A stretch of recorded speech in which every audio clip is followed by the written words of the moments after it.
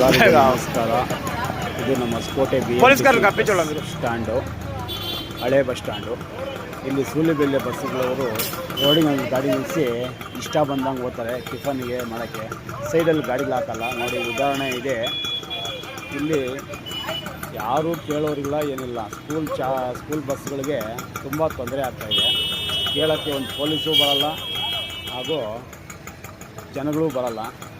ಇಷ್ಟ ಬಂದಾಗ ನಿಲ್ಸ್ಬಿಟ್ಟು ಹೋಗ್ತಾರೆ. ಸ್ಕೂಲ್ ಶಾಲೆ ಮಕ್ಕಳಿಗೆ ಎಲ್ಲರಿಗೂ ತೊಂದರೆ ಆಗ್ತಾಯಿದೆ. ಈ ಪ್ರೈವೇಟ್ ಬಸ್ಗಳವ್ರದಂತೂ ತುಂಬಾ ತಲೆನೋವಾಗಿದೆ. ಇಲ್ಲಿ ಜನಗಳೇ ಟ್ರಾಫಿಕ್ನ ಕ್ಲಿಯರ್ ಮಾಡಬೇಕಾಗಿದೆ. ಪೊಲೀಸರು ಸುಮ್ಮನೆ ನೋಡ್ಕೊಂಡು ಹೋಗ್ತಾ ಇರ್ತಾರೆ, ಏನೂ ಪ್ರಯೋಜನ ಇಲ್ಲ. ಇದನ್ನು ಎಷ್ಟು ಸಲ ಹೋಗಿ ನಾವು ಏನು ಹೇಳಿದ್ರು ಯಾರೂ ಕಿವಿಗೆ ಹಾಕ್ಕೊಂತಲ್ಲ. ಇದನ್ನು ಕೇಳೋ ಅಂಥ ಡಿಪೋನೂ ಸರಿ ಇಲ್ಲ.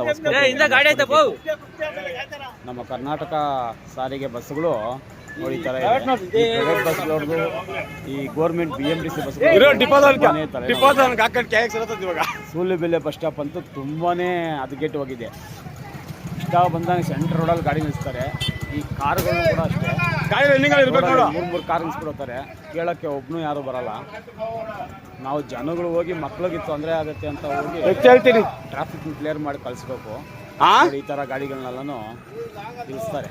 ಆ ಕಡೆ ಒಬ್ಬ ನಿಲ್ಸಿದೆ, ಅರ್ಧ ಗಂಟೆ ಆಯಿತು